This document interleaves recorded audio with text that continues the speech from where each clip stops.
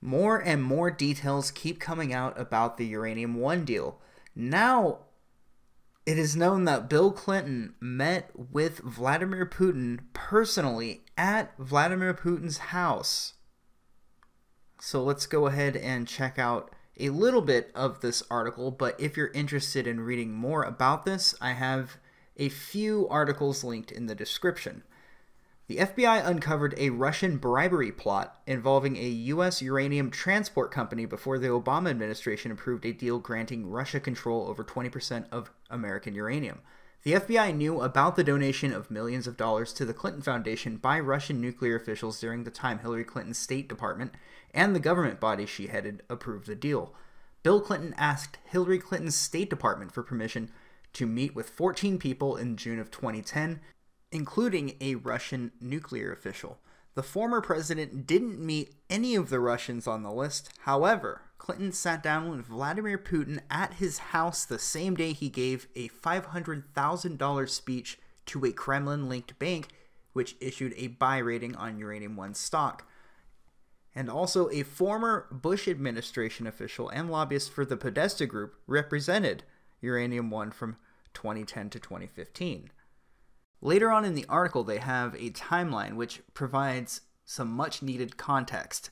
Between 2008 and 2010, parties involved with Uranium One donated $145 million to the Clinton Foundation.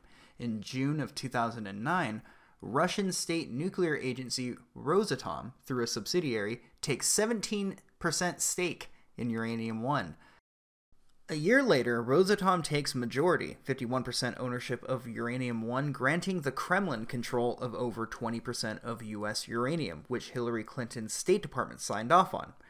The FBI uncovers massive bribery scheme before the CFIUS approves the deal. On June 29th of 2010, Bill Clinton met with Vladimir Putin at his home in Russia. Later that day, Clinton earns $500,000 for a speech in Moscow to Kremlin-linked investment bank Renaissance Capital, which assigned a buy rating to Uranium One stock.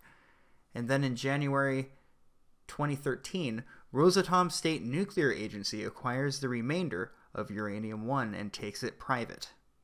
And then there's John Podesta and his connection to Juul Unlimited.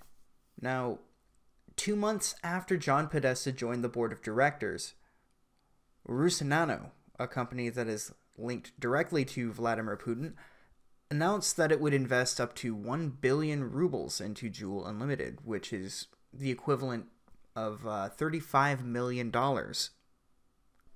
So, to quickly summarize, the Clinton Foundation received $145 million from Uranium One interests, which owned the rights to 20% of America's uranium that Russia bought. Hillary Clinton's State Department and a government body she headed then approved the sale of Uranium One to Russia, which the Obama administration then allowed to sell uranium back to the U.S. energy industry. To top it off, Bill Clinton met with Vladimir Putin at his house right before the 20% deal, the same day he gave a $500,000 speech to a Kremlin-linked investment bank, which had issued a buy rating on Uranium One stock.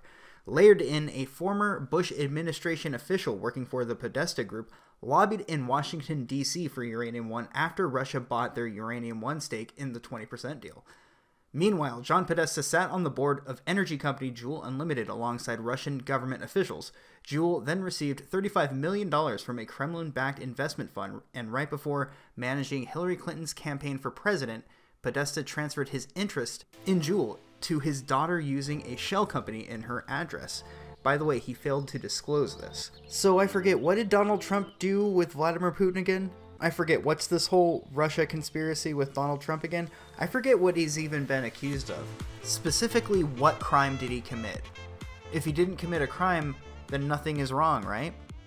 Well, take a look at this uranium deal. We have actual bribery.